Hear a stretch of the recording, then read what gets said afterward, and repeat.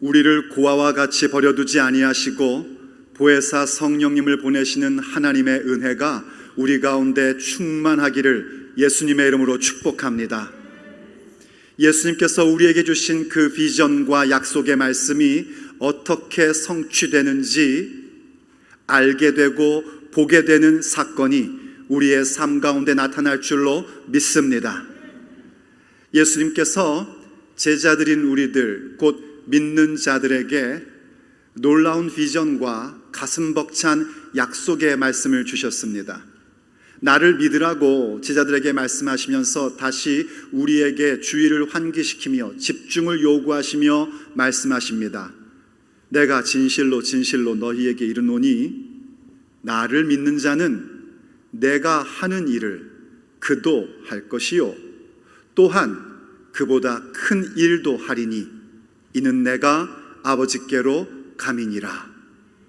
예수님께서 하신 일, 예수님께서 육체의 날들 동안에 하셨던 그 수많은 일들, 그 많은 표적들과 말씀들을 한 문장으로 요약하자면 이렇습니다. 예수님은 하나님 아버지의 뜻을 이루며 우리의 생명을 살리셨고 그를 통하여 아버지 하나님께 영광을 올려드렸습니다. 그게 예수님이 하신 일이고 예수님을 믿는 자들도 하는 일들입니다. 그리고 우리 예수님은요, 그 삶의 반경을 팔레스타인이라는 한 작은 지역에 국한시키셨습니다. 그러나 예수님을 믿는 자들은 그 지역을 넘어서서 땅 끝까지 이르러 바로 하나님의 뜻을 따라 생명을 살리고 하나님께 영광 돌리는 일들의 증인들로 세워지게 됩니다. 이것이 어떻게 구체적으로 이루어질지 막연한 우리들에게 주님께서는 정말 충격적이고도 가슴 벅찬 약속의 말씀을 주셨습니다. 주님은 계속해서 이렇게 말씀하셨어요. 내 이름으로 무엇이든지 내게 구하면 내가 행하리라.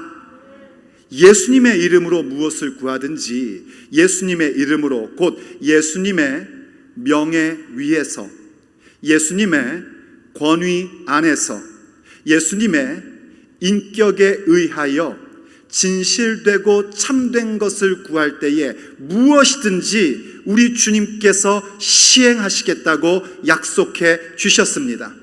왜 이게 그토록 충격적이고 가슴 벅찬 약속인고 하니 본디 주님이 명령하시고 우리가 행해야 됩니다. 그런데 우리가 예수님의 이름으로 무엇이든지 구하면 주님께서 시행하시겠다는 겁니다. 그야말로 충격적이고 놀라운 가슴 벅찬 약속의 말씀입니다. 우리 예수님께서 우리들에게 그렇게 믿는 자에게 그 놀랍고도 위대한 하나님 나라의 비전과 그리고 그 충격적이고 가슴 벅찬 약속의 말씀을 주신 것입니다. 우린 이 부분들을 분명히 알아야 합니다. 어떻게 이 일이 이루어질까 했더니 예수님께서 말씀하셨죠. 이는 내가 아버지께로 감이니라 하셨습니다. 지금 요한복음을 통하여 그 메시지를 듣고 있는 우리들은 예수님께서 아버지께로 감이니라 하는 말씀이 무슨 뜻인지 압니다. 그것은 곧 예수님께서 십자가에서 죽으시고 부활하시고 승천하셔서 우리에게 성령님을 보내심에 대한 말씀입니다. 거기에 핵심은 뭐냐면 부활과 성령입니다. 하지만 그 당시 제자들은 아직까지 부활과 성령에 대해 믿지 않았고 믿지 않으니 부활과 성령에 대한 주님의 말씀이 이해가 되지를 않는 겁니다. 부활과 성령이 이해되지 않으니 주님께서 주시는 그 위대한 비전과 그 가슴 벅찬 약속의 말씀들은 그저 지나가는 말들로 들리는 겁니다. 그리고 무슨 말씀만 부각되어 귀에 콱 꽂히는고 하니 내가 아버지께로 감이니라 하는 말씀만 꽂히는 겁니다.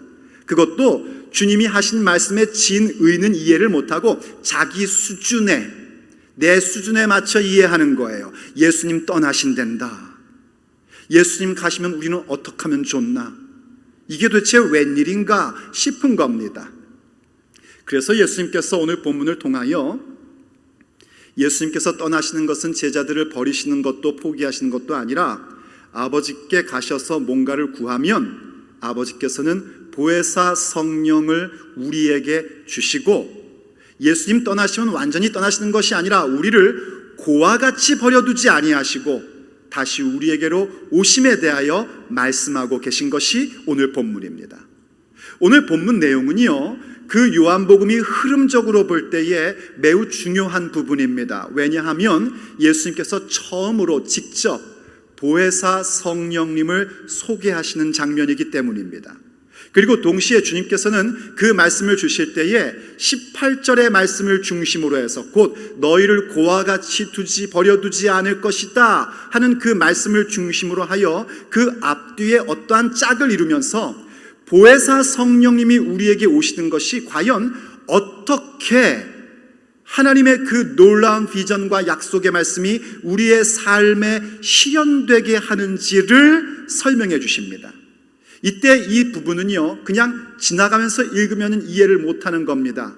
그런데 성령의 감동 가운데에 조명하심 가운데 자세히 보면 여기에는 성경에서 자주 등장하는 구조가 나옵니다. 저는 그걸 소위 동심원 구조라고 얘기를 합니다.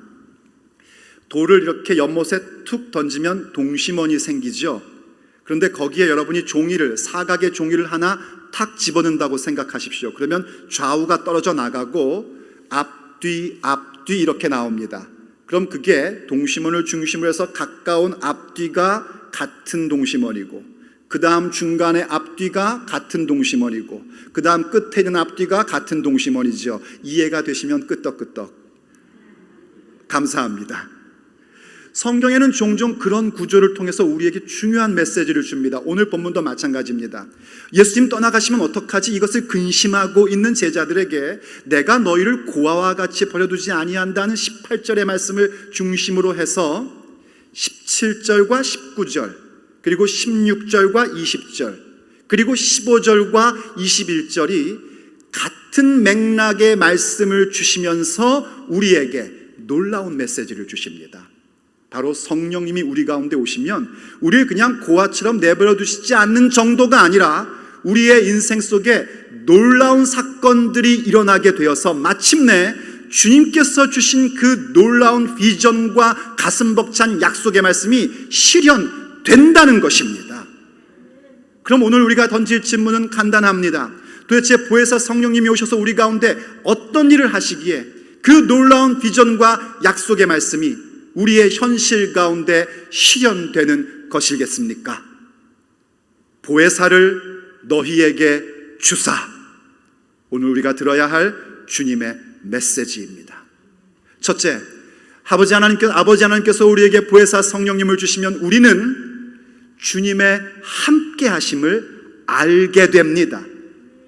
주님께서 나와 함께 하시는 것을 확인하게 되고 경험하게 됩니다. 그렇게 확인하며 경험하는 것을 안다라고 성경은 얘기합니다. 하나님께서 내 안에 계신 것, 주님께서 우리 안에 계신 것을 우리는 알게 됩니다. 확인하고 경험하게 된단 말입니다. 그때 우리는 하나님의 그 비전을 향하여 나의 발걸음을 담대히 내딛는 역사를 갖게 됩니다. 오늘 본문에서 그것을 얘기해 주는 걸 우리가 봅니다. 한번 다시 본문 16절과 20절을 우리가 같이 봅니다. 16절에서 이렇게 말씀하세요. 내가 아버지께 구하겠으니 그가 또 다른 보혜사를 너희에게 주사 영원토록 너희와 함께 있게 하리니. 자, 말씀드렸던 것처럼 주님께서 그들을 떠나서 아버지께로 가는 것은 그들을 버리는 것이 아닙니다. 이제 아버지께 뭔가를 구하시는데 가장 중요한 걸 구하신단 말이에요. 그게 무엇이냐면 바로 보혜사입니다. 또 다른 보혜사를 아버지께 구하면 아버지께서 그 보혜사를 우리에게 주신답니다. 또 다른 보혜사라고 얘기하는 이유는요, 예수님도 보혜사이시기 때문입니다. 이 보혜사라는 단어는 원래 성경 언어에 요 단어 하나 정도는 여러분들이 그냥 기억하고 계셔도 참 좋습니다. 파라클레토스입니다. 어려우면 안 외우셔도 됩니다. 파라클레토스라는 단어인데 이 단어는요 어떤 의미를 갖고 있냐면 변호인, 오늘날의 변호인과는 조금 다르지만 어떤 변호인, 대언자, 돕는 이, 이런 의미를 갖고 있습니다. 그래서 영어 성경을 보면 여러분들이 이 보혜사를 무엇으로 번역하냐면 어떤 성경은 helper로 번역을 하기도 하고 또 어떤 성경은 advocate, 번역을 하고 또 어떤 경우에는 counselor로 번역을 하기도 합니다. 근데 우리 한글 성경은 한자로 보호할 보자, 은혜 해자, 스승사자를 가지고 와서 그 파라클레토스 안에 담겨져 있는 그 귀한 의미를 함축적으로 한 단어로 설명을 해주고 있습니다. 이 한국어의 탁월함이 여기서 나옵니다. 이제 보혜사 분을 주신단 말이에요. 그런데 왜 또 다른 보혜사라고 하셨냐면 요한일서 2장 1절에 보면 예수님이 우리의 대언자이심을 얘기하는 장면이 나옵니다. 그때 그 대언자라는 단어가 파라클레토스, 바로 이 보혜사라는 단어와 정확히 일치하는 단어입니다. 그러니까 예수님께서 우리를 돕는 이시고 우리를 위하여 변론하시는 분이시며 우리의 삶을 설계하시고 이끄시는 분이시기 때문에 예수님이 보혜사이십니다. 근데 예수님이 아니라 또 다른 보혜사를 아버지께서 우리에게 보내주신다 하고 말씀하시는 겁니다. 그분이 바로 보혜사 성령님이십니다. 이 보혜사 성령님이 오시면 우리 가운데 영원토록 함께 하십니다. 예수님이 지상사역을 하시던 육체 가운데 계실 때에 예수님은요 당연히 하나님의 아들이십니다. 태초부터 하나님의 아들 곧 하나님이시고 육체 가운데 계셔도 하나님의 아들 하나님이시고 부활승천하셔도 하나님의 아들 하나님이십니다. 예수님의 신성은 영원부터 영원까지 변함이 없으시고 하나님이십니다.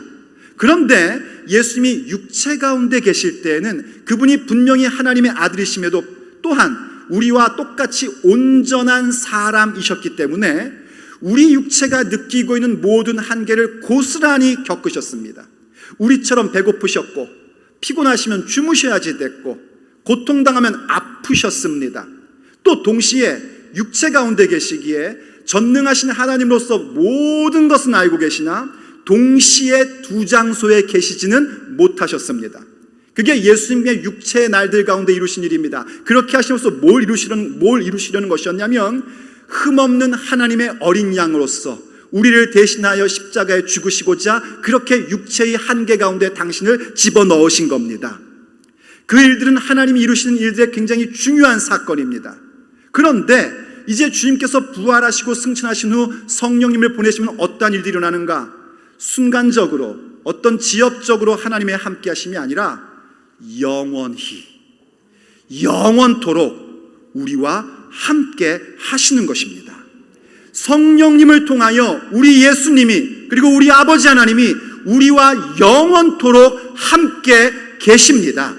그럴 때 우리는 무엇을 알게 되냐면 바로 하나님께서 아버지와 아들이 하나이시고 주님이 우리 안에 계시고 우리가 주님 안에 계신다는 그 신비한 합의를 알게 됩니다.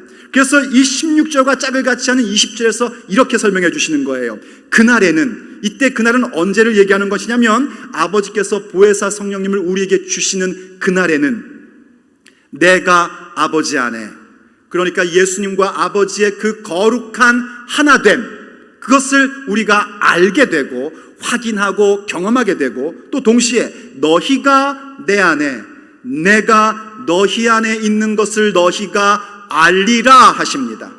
주님께서 우리 안에, 우리가 주님 안에 거하는 그 신비한 합일의 증거를 우리가 확인하게 되고 깨닫게 되고 경험하게 됩니다. 무엇으로 말미암아서요? 보혜사 성령님이 우리에게 임하심으로 말미암아 우리가 그 사실을 확인하게 되는 겁니다. 아버지와 아들의 그 거룩한 하나됨 뿐만이 아니라 예수님이 우리 안에, 우리가 예수님 안에 그 거하는 그 놀라운 신비한 합일의 은혜가 우리 가운데 오는 겁니다. 이것은요 우리 아버지 하나님께서 창세전부터 예정하신 일입니다.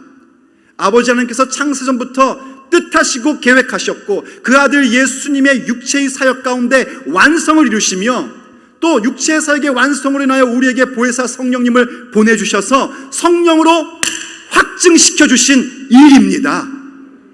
우린 그로 말미암아 예수님의 몸이 된 것입니다. 예수님의 몸된 교회가 되어서 주님이 내 안에, 우리가 주님 안에 거한다는 그 놀라운 일들을 알게 되었고 그 일들 속에서 우리 자신이 바로 성령님이 거하시는 하나님의 성전됐다는 사실을 확실하게 알게 되는 것입니다. 그래서 고린도전서 3장 16절이 우리에게 이렇게 도전하며 얘기하는 겁니다. 너희는 너희가 하나님의 성전인 것과 하나님의 성령이 너희 안에 계시는 것을 알지 못하느냐? 우리는 하나님의 성전입니다. 우리 안에 하나님의 성령이 계시기 때문에 우리 자신이 하나님의 성전이란 말입니다. 성전이라는 건 더 이상 예루살렘에 있는 건물이 아니에요. 성전은요, 예수님의 몸이 성전입니다. 요한복음은 이미 앞에서 우리에게 그것을 분명하게 가르쳐 주었습니다. 그리고 그 성전은 예수님의 몸인데 그 몸이 누구인가? 예수님을 믿는 자들인 저와 여러분, 교회가 그분의 몸입니다. 우리가 예수님의 성전이란 말이에요. 성령님이 우리 가운데 계시기에, 보혜사 성령님을 우리에게 주셨기에 우리가 그렇게 주님의 몸된 성전, 주님의 몸된 교회로 존재하게 되는 겁니다. 성전이 무엇인 줄 아십니까? 성전이라는 것은, 하나님의 성전이라는 것은 하나님의 영광과 그분의 임재가 가득한 자리입니다. 하나님의 성전이라는 것은 하나님의 말씀, 그분의 통치와 그분의 능력이 선포되며 일어나는 자리입니다. 우리가 그렇단 말입니다. 건물이 그렇단 얘기가 아니라 우리가 하나님의 성전, 하나님의 영광과 임재가 가득한 존재, 하나님의 통치와 그분의 말씀과 그분의 능력이 나타나는 사람들, 하나님의 성령님이 계신 존재들인 것입니다. 바로 주님께서 우리에게 보혜사 성령님을 그렇게 보내주실 때 우리는 그렇게 주님의 함께하심을 확인하게 되고 알게 됩니다. 그럼 우리에게 나타나는 놀라운 현상이 시작됩니다. 우리의 영안이 열리기 시작해요. 우리의 눈이 환히 밝혀지기 시작합니다. 그래서 우리의 인생 가운데 무엇이 진리이고 비진리인지, 과연 무엇이 생명이 있는 것이고 생명이 없는 것인지에 대한 부분들을 명확하게 보기 시작합니다. 그러므로 두 번째, 보혜사 성령님을 우리에게 주사 우리에게 나타나는 현상은 진리와 생명을 보게 되는 것입니다. 그것은 세상은 보지도 못하고 알지도 못하고 알지도 못하고 보지도 못하는 것입니다. 세상으로서는 도저히 보지도 못하고 알지도 못하는 것들을 우리로 하여금 알게 하시고 보게끔 하십니다. 다시 본문을 보시길 바랍니다. 오늘 본문 17절과 19절이 또 짝을 이루고 있는데 17절부터 차근차근 보죠. 그는 진리의 영이라. 보혜사 성령님을 주님께서 지금 설명해 주시는데 진리의 영이라고 설명하십니다. 본래 성령님은 여러 가지의 그 이름, 별명 이런 것이 있습니다. 아버지의 영이기도 하고 아들의 영이기도 하시고 혹은 지혜와 계시의 영이기도 하시고 또 혹은 양자의 영으로도 소개가 됩니다. 그런데 예수님이 제일 첫 번째로 보혜사 성령님을 소개하는 그 모습이 뭐냐면 진리의 영입니다. 세상은 능히 그를 받지 못하나니 이는 그를 보지도 못하고 알지도 못함이라. 이때 세상은 뭐냐면 하나님의 뜻을 거역하는 세상입니다. 하나님의 뜻을 거역하는 가치관과 판단의 기준으로 있는 존재들입니다. 그 세상은 성령님을 받지 못합니다. 왜냐하면 보지도 못하고 알지도 못하기 때문입니다. 여러분, 그것은요 그저 세상만을 얘기하는 게 아닙니다. 오늘 여러분들이 이 자리에 계셔도 여러분이 만약 세상의 가치관과 판단의 기준으로 가득 차 있다면 절대로 성령님을 받을 수가 없습니다. 그분이 하시는 일들을 보지도 못하고 알지도 못합니다. 알지도 못하고 보지도 못합니다. 세상의 가치관들이 전부 다 부서져야 합니다. 그러나 어떤 일이 생기는가? 그러나 너희는 그를 아나니 우리는 성령님을 압니다. 맹고하니 성령님은 너희와 함께 거하심이요 또 너희 속에 계시겠음이라 하셨습니다. 여러분, 이 부분이요 굉장히 중요한 예수님이 가르쳐 주시는 성령님에 대한 부분입니다. 그분이 너희와 함께 거하심이요 또 너희 속에 계시겠음이라 하는 말은요 같은 말씀을 반복한 내용이 아닙니다. 너희와 함께 거하심이요 라는 말은요 좀 더 알기 쉽게 풀어 설명하면 너희 곁에 거주하고 계신다라는 얘기입니다. 문법적으로 예수님의 그 시대 속에서 현재를 얘기하는 겁니다. 현재.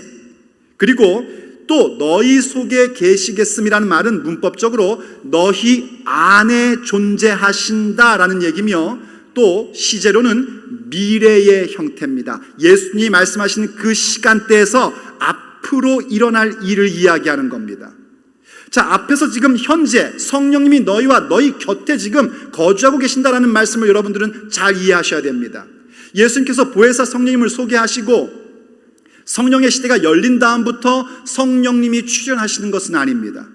성령님은 어떤 에너지나 파워가 아니에요. 성령님은 태초부터 삼위일체의 하나님, 삼위일체 가운데 한 위격을 갖고 계신 하나님이십니다. 믿으시면 아멘 합니다. 성령님은 에너지나 어떤 능력이 아니에요. 인격이신 하나님이십니다. 그분은 처음부터 존재하셨습니다. 그래서 구약에서도 일하시는 모습이 자주 나옵니다. 그뿐만이 아닙니다. 예수님과 함께하고 있던 제자들, 그들이 참 부족하고 연약함에도 불구하고 성령님이 그들 곁에 거주하고 계시기에 예수님을 향하여 주는 그리스도시요 살아계신 하나님의 아들입니다 라고 고백할 수 있게끔 해 주셨습니다. 누구든지 성령님이 아니시고서는 예수님을 주라 시인할 수가 없습니다. 바로 지금 예수님의 이 당시에 현재 가운데 성령님도 그렇게 함께 계신단 말이에요, 곁에. 그러나 지금 예수님께서 말씀하시는 보혜사 성령님을 아버지께서 보내주신다는 얘기는 그런 차원의 것이 아니란 말입니다. 예수님의 십자가의 사역을 통하여 피 흘려주시고 하나님을 거역하는 그 죄악에 대한 것들을 완전히 끊어버리신 후 주님이 승천하시어 아버지께 구하고 아버지께서 우리에게 보혜사 성령님을 보내주실 때에는 그 일은 뭐냐면 성령님이 내 안에 계시는 겁니다. 그걸 우리는 내주하신다라고 흔히 표현을 해요. 성경적 표현을 쓰자면 성령의 교통하심이라는 겁니다. 이때 교통하심이라는 말은 사귐과 교제를 얘기하는 건데 이게 그냥 단순히 우리가 성령 안에서 우리끼리 사귀고 교제한다 이런 얘기가 아닙니다. 성령님으로 말미암아 성부 성자 하나님 아버지와 예수님과의 끊을 수 없는 그 사귐과 교제가 우리에게 형성됨을 말하는 겁니다. 왜냐하면 성령님이 내 안에 계시기 때문입니다. 내 안에 내주하시기 때문에 그래요. 내 곁에서 순간적으로 혹은 일시적으로 하는 것이 아니라 내 안에 완전히 살아계셔서 영원토록 함께 계신 것입니다. 이게 어떤 차이인지를 여러분이 알아보시려면요 제자들을 생각해 보시면 됩니다. 복음서의 제자들은요 성령님이 곁에 계시는 여전히 계속 계시던 성령님의 은혜로 말미암아 예수님을 주라 시인했고 예수님을 믿었습니다. 그러나 그들은 어려운 일이 생기고 자기의 생각과 주님의 길이 다를 때에 주님을 배반하고 도망쳤었습니다. 하지만 예수님께서 말씀하신 약속을 따라 오순절의 성령 강림이 있은 이유는 그들은 전혀 달랐습니다. 왜냐하면 그것이 바로 성령님의 내주하심, 너희와 함께 계실 것이다 하신 주님의 말씀의 성취였고 그로 말미암아 그들의 눈이 환히 열려서 진리가 무엇인지를 보기 시작했기 때문입니다. 진리가 무엇인지 명확하게 보이고 생명이 무엇인지 명확하게 보이니 자기의 육신의 생명을 위협하는 자들의 그 위협 따위는 아무것도 아니었던 것입니다. 그래서 그들은 목숨을 걸면서까지 하나님의 나라와 예수 그리스도의 복음을 증거했고 주님의 비전을 그들의 삶의 현장 속에서 성취하며 살았던 겁니다. 그게 바로 너희와 함께 거하심 곁에 계신 성령님의 역사와 우리 속에 계시는 성령님의 역사의 차이인 것입니다. 우린 우리 속에 계신 성령님의 역사를 뭐라고 얘기하냐면 예수님이 부어주시는 성령 세례, 성령님의 2차 세례라는 얘기로 그렇게 설명을 합니다. 여러분이 그걸 경험하셔야 됩니다. 주님께서 핏값으로 우리에게 그렇게 해주신 것인데 그걸 못 받는다면 그건 어리석은 인생입니다. 다른 것 구할 거 하나도 없습니다. 오직 성령 세례, 아버지께서 예수님의 핏값으로 보내주신 성령님의 2차 세례, 예수님이 부어주시는 성령 세례를 받으셔야 됩니다. 그래야 우리의 눈이 열려 진리가 무엇인지 보이기 시작합니다. 그래야 눈이 열려 우리에게 생명이 있음을 깨닫기 시작합니다.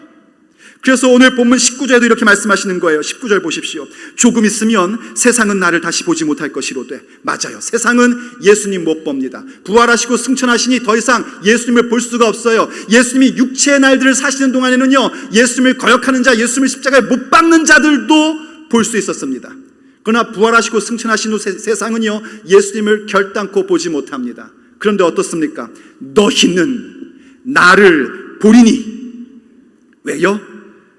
이는 내가 살아있고 너희도 살아있겠습니다. 할렐루야. 우리 예수님은 여전히 살아계십니다. 우리 예수님은 보혜사 성령님으로 인하여 우리와 여전히 함께 하십니다. 영원토록 함께 하십니다. 주님이 살아계시고 우리도 살아있기 때문입니다. 보혜사 성령님이 우리 가운데 있을 때 우린 진정으로 살아있다는 게 무엇인지를 알기 시작하는 거예요. 살아있다는 게 여러분 그저 육체에 호흡이 있다고 살아있는 게 아닙니다. 인간이 영적인 존재라고 살아있는 것을 말하는 게 아닙니다. 맞아요. 인간은 영적인 존재이기 때문에요, 죽으면은요 다 영원히 삽니다. 문제는 뭐냐면 지옥에서 영원히 살지 천국에서 영원히 살지, 이게 문제지. 다 영원히 살고 있어요. 우리가 호흡이 있다고 영적인 존재라고 생명이 있는 게 아닙니다.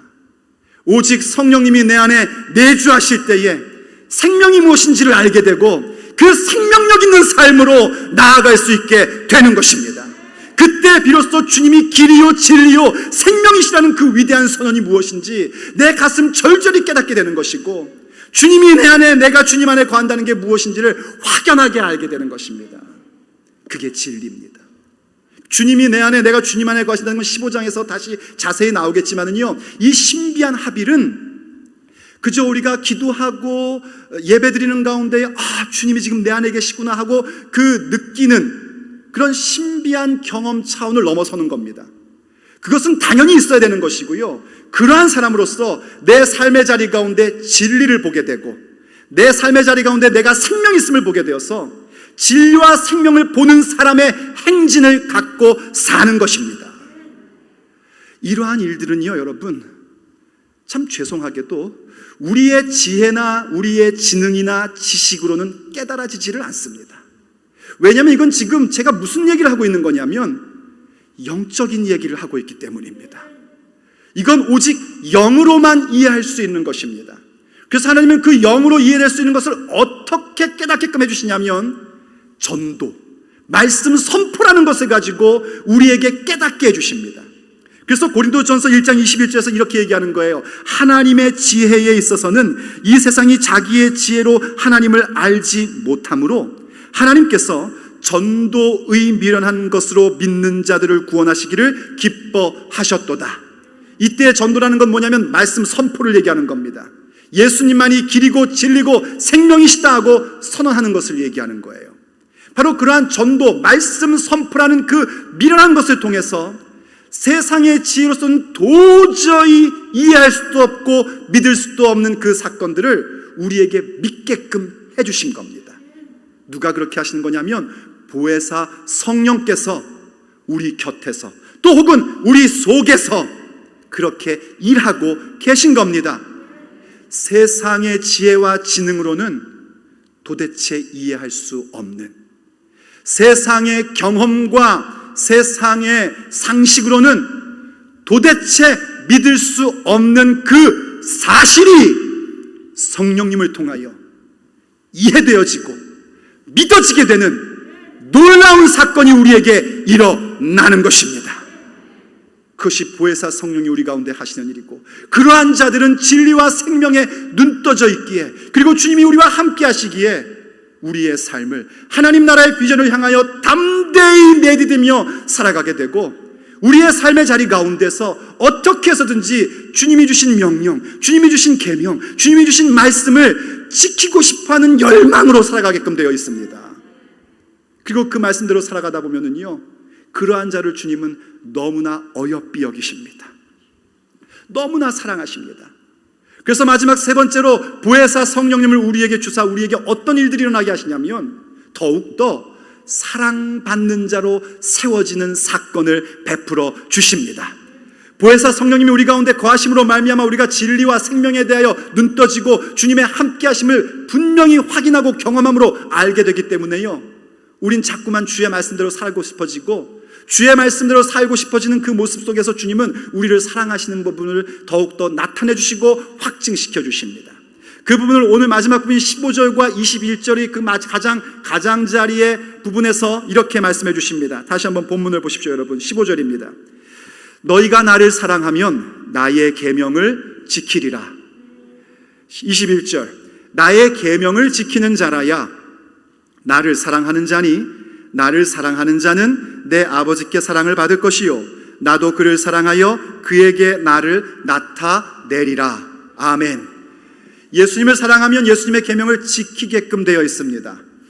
계명을 지켰기 때문에 사랑하는 것이 아니고요, 사랑하기 때문에 계명을 지키는 것이고, 그러한 것으로 내가 주님 사랑함이 증명되게끔 되어 있습니다. 아니, 왜 남녀 간에도 서로 사랑하면 지키잖아요. 약속 시간 꼭 지키잖아요.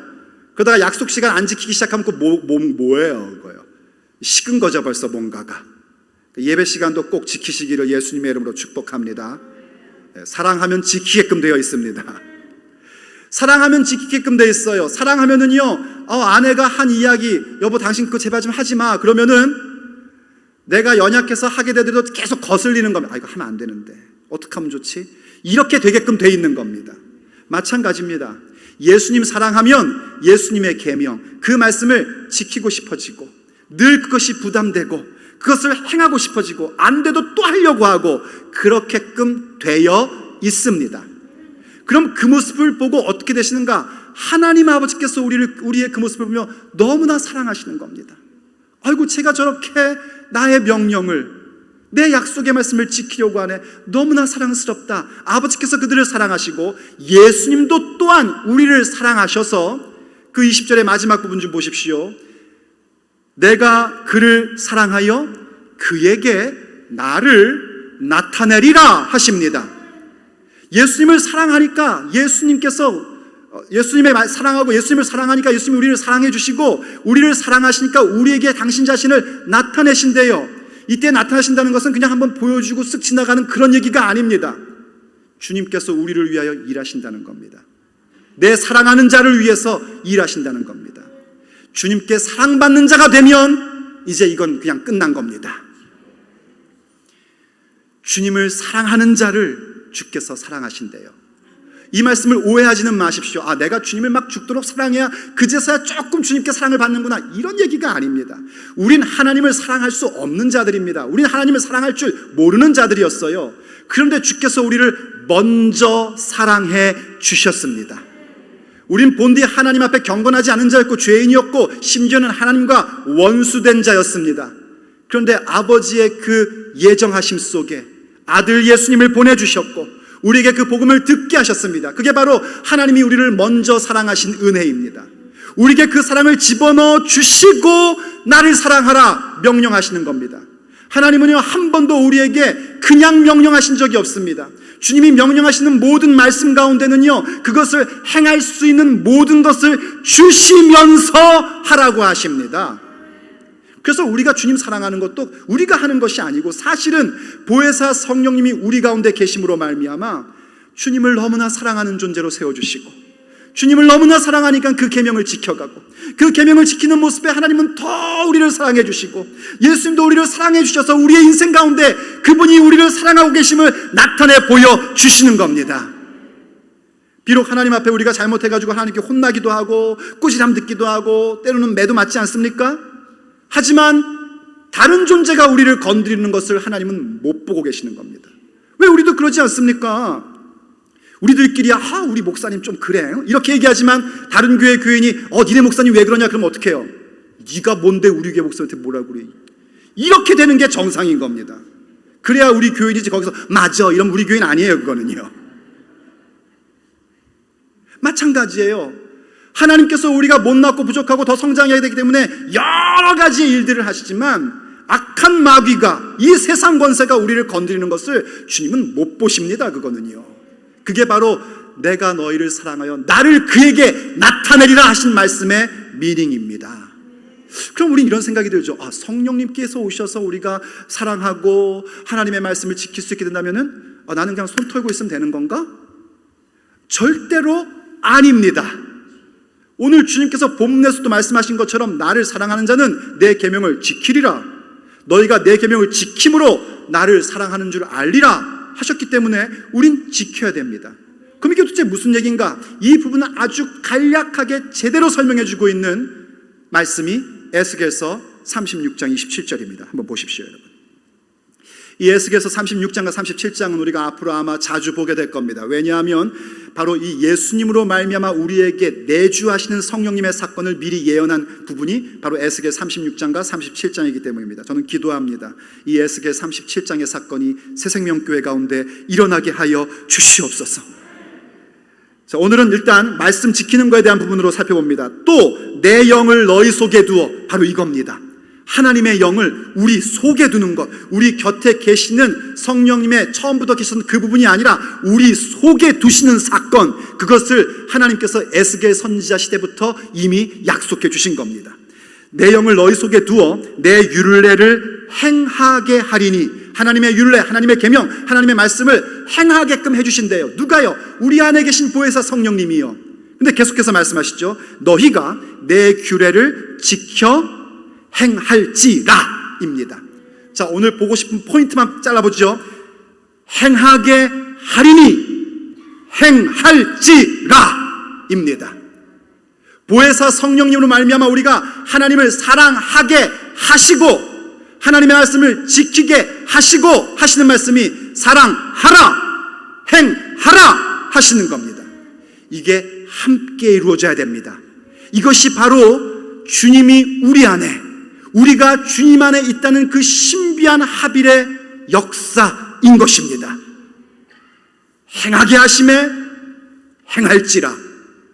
그래서 우리는 끝까지 주님을 사랑하며 나가는 것이고, 그렇게 주님을 사랑하며 나갈 때에 주께서 나를 사랑하고 계심에 대한 그 놀라운 주님의 나타나심이 우리의 육체의 날들 가운데 일어나기 시작하는 것입니다. 그러므로 우리는 보혜사 성령님을 구해야 합니다. 보혜사 성령님이 그렇게 임하셔서 우리의 눈을 열어주시고 진리와 생명에 대하여 환히 보는 자로 만들어주시며 하나님 아버지와 우리 주 예수님께서 나와 영원토록 함께 계심을 깨닫게 해주셔야 우리가 끝까지 주님을 사랑하여 주님의 사랑받는 자들로 세워질 수 있게 되는 것입니다. 보혜사 성령이 우리 가운데 바로 그러한 일들을 해주셔야 주님이 우리에게 주신 그 놀라운 비전과 그 가슴 벅찬 약속의 말씀이 더 이상 기록된 문자가 아니라 우리의 삶에 실현되며 재현의 역사로 나타나는 것입니다. 그러므로 오늘도 주님 앞에 참여하며 나갈 때 주 앞에 간구하기를 원합니다. 주님, 내게 약속하신 보혜사 성령님을 보내주시옵소서. 보혜사 성령을 구하십시오. 내 곁에 계신 성령님으로 말미암아 신앙 고백하고 그저 순간 한 번 어떤 시즌 정도의 감동받는 정도의 차원이 아니라 내 속에 계시겠음이라 하셨던 그 말씀의 성취, 내 속에 계신 성령님의 역사, 성령님의 세례, 그 부분을 구하십시오. 그때에 주님의 약속의 말씀은 성취됩니다.